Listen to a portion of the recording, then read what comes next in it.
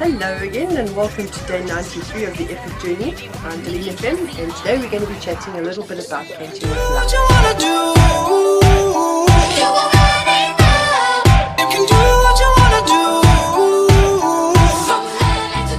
So what is it that makes painting light so special? Now let me just draw your attention to the fact that there's two different ways that we can use light, or two different concepts, two different ways we can think about light.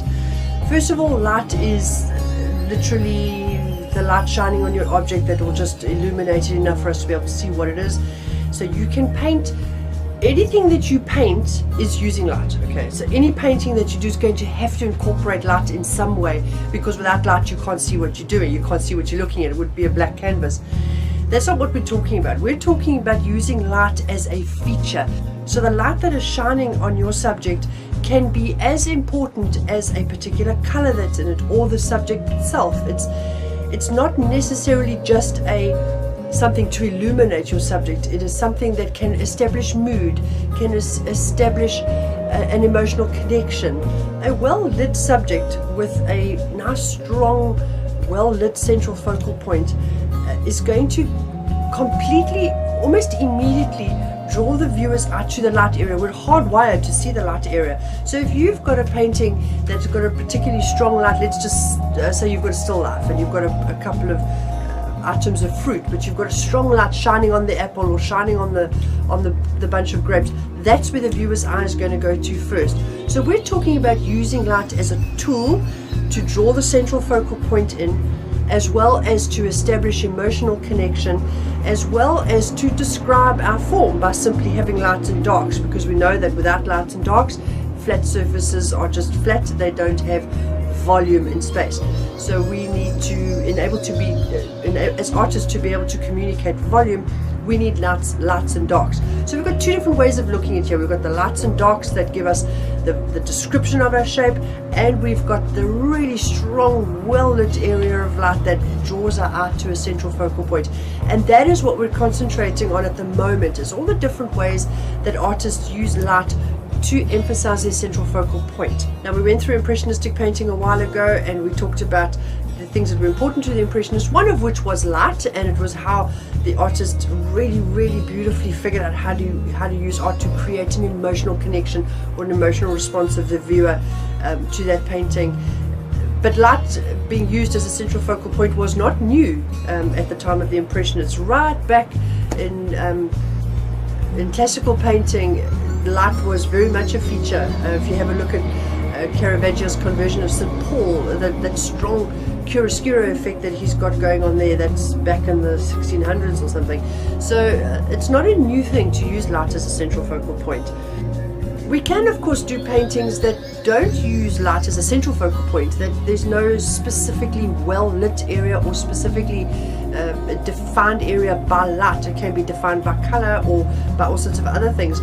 Now there's a thing that modern contemporary artists are doing that I'm finding incredibly attractive, the way that modern contemporary artists are using light in a sort of a new way. And I think in a couple of 100 years time, artists are going to look back on this era of art and they're going to identify the way that we are working with light at the moment as one of the hallmarks of the sort of late 20th, early 21st century artwork. And so that's a painting we're going to have a look at next. And we'll start off by having a look at some of the modern contemporary paintings that are going on, some of the really good juicy stuff that's out there at the moment.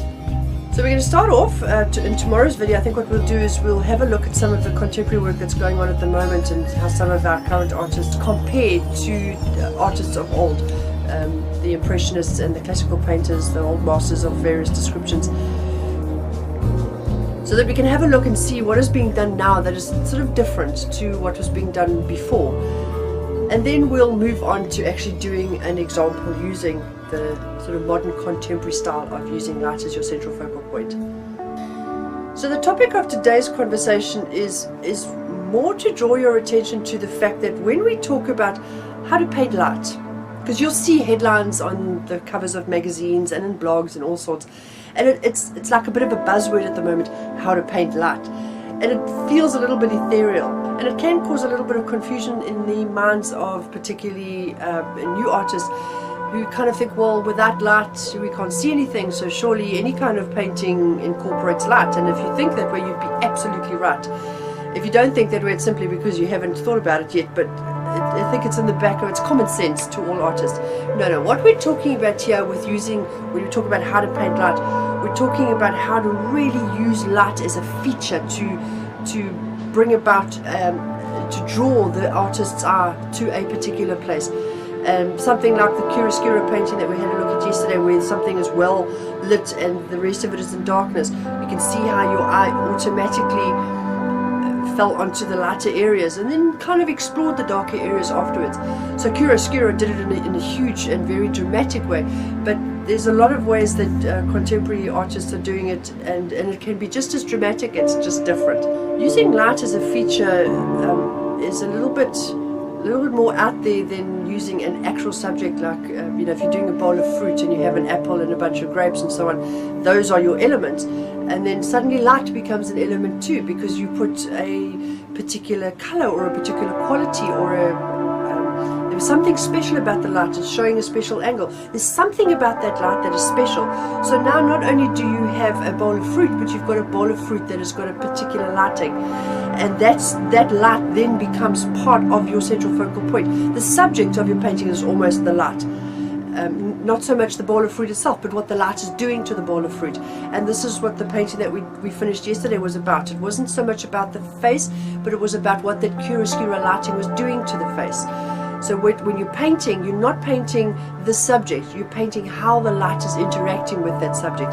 That's what we're talking about at the moment, and that's what makes painting light so different from simply painting an object that is lit.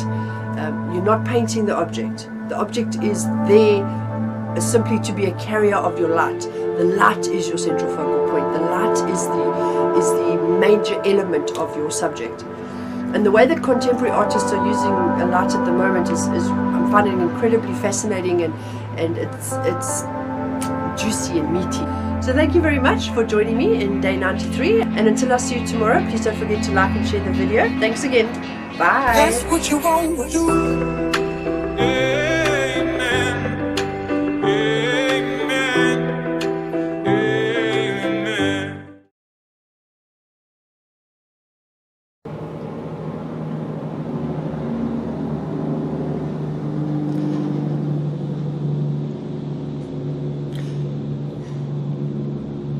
Light can give us a better idea. What we are doing at the moment is different from what was being done in classical painting. So that's what we're going to be having a look at next, and I'm repeating myself again.